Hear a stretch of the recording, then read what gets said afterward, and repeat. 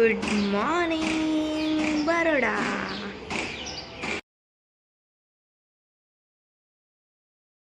Welcome back to my YouTube channel. So guys, I hope કે તમે બધા જ મજામાં હશો ને ગાઈઝ અત્યારે હું પણ મજામાં છું. ને ગાઈઝ અત્યારે વાગી ગયા છે સાંજના 4 અને હજી સુધી બપોરનું લંચ બાકી છે. બિકોઝ ઘરનું બધું જ મતલબ જેવી રીતે દિવાળીમાં સાફ સફાઈ કરે એવી રીતે બધું જ વર્ક પતાવવાનું બાકી. ગાઈસ જીગુ ખાવાનું બનાવે છે, આજે બિરયાની હમણાં બનાવે છે. અત્યારે વાગી ગયા છે 4:30 જેવું થઈ ગયું છે અને જીગુ અત્યારે બનાવે છે બિરયાની. બિકોઝ મને લાગે છે જબ્બરનો થાક. અને ગાઈઝ અત્યારે હું થઈ ગઈ છું ફ્રેશ. 4 વાગે સાંજે ફ્રેશ થઈ અને હવે બહુ જ થાક લાગે છે ગજબનો. ચાલો તો કંઈ નહીં, આપણે જ ને જમી લઈએ. 4:30 પોણા 5 જેવા થશે તો જમી લઈએ. સૌથી પહેલાં તો જમવું જ છે કારણ કે સવારે ખાલી નાસ્તો જ કરેલો હતો. તો જમી લઈએ ફટાફટ અને ત્યાર પછી આપણે મળીએ અને જે કંઈ પણ હશે આપણે બધું જ તમારી સાથે શેર કરીશું. સો સ્ટે ટ્યુન. સો ગાઈઝ, હું થઈ ગઈ છું મસ્ત મજાની ફ્રેશ થઈને ફ્રી અને 1 કલાક જેવું મેં ઊંઘ કાઢી લીધું, 6 થી 7 જેવું. કારણ કે ઘણું બધું આજે વર્ક પતાવવાનું હતું, એ બધું જ વર્ક મેં પતાવી દીધું અને અત્યારે ચાલુ કરી દીધું છે મશીન. બસ 44 મિનિટ જેવી છે, વોશ થઈ જશે. ત્યાર સુધી અમે લોકો બહાર એક આંટો મારીને આવી જઈએ. આજે છે સન્ડે, આખો દિવસ તો વર્કમાં ગયો, તો હવે થોડું બહાર ફરીશું તો થોડું માઇન્ડ ફ્રેશ થઈ જાય, તો બીજા દિવસે પછી ઓફિસમાં મન લાગે વર્કમાં. તો કંઈ નહીં, ફટાફટી જઈને આવીએ બહાર. ગાઈઝ, અમે લોકો મસ્ત મજાના બહાર આંટો મારી રહ્યા છીએ,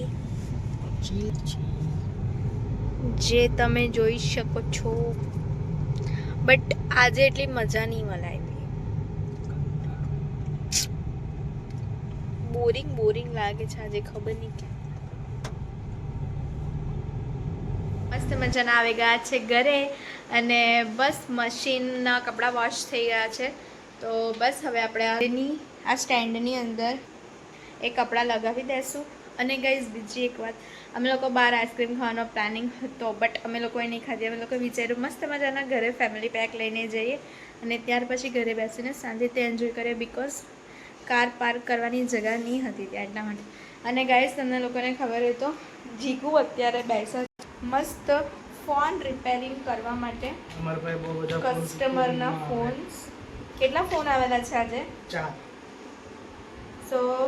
સો ગાઈઝ, જીગુ પાસે છે ને 4 ફોન આવ્યા છે બનાવવાના, તો એ રિપેરિંગ કરે છે. મતલબ હા, અત્યારે જસ્ટ આવ્યા છે એટલે એને જોબ કરતાં એ કરશે એટલે એને લગભગ તો 1 વીક જેવું થઈ જશે. જેમ ટાઈમ મળે એમ કરશે. તો ચાલો કંઈ નહીં, એનું કામ પતાવે ત્યાર સુધી મેં મારું કામ પતાવી લઉં, કપડાં સ્ટેન્ડમાં રાખી દઉં ને જે કંઈ પણ હશે આપણે બધું તમારી સાથે શેર કરીશું. સો સ્ટે ટ્યુન. લોકો થઈ ગયા છે મસ્ત મજાના આઈસ્ક્રીમ ખાઈને ફ્રી. અને આઈસ્ક્રીમ ખાતી વખતે અમારો છે ને એક કોલ ચાલુ હતો, તો એ બ્લોગ નહીં રહી શક્યા અમે લોકો. બસ મસ્ત અમે લોકો આઈસ્ક્રીમ ખાઈને ફ્રી થઈ ગયા છે. ને ગાઈઝ, આજે સન્ડે હતો પણ તો બી એમ જેવી રીતે નોર્મલ ડેઝ હોય એવી જ રીતે કંઈક ગયો છે. આજે ઓલમોસ્ટ ડેઝ વર્કમાં જ ગયો છે, મતલબ ઘરના વર્કમાં, ઘરનું બધું કામ પતાવવાનું હોય એમાં. અને ગાઈઝ, આજે આપણે અહીંયા જ બ્લોગનો એન્ડ કરીશું.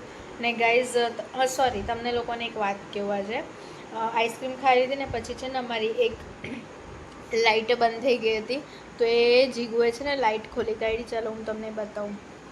શું કરો છો આ લાઇટને? થઈ જાય ખરી?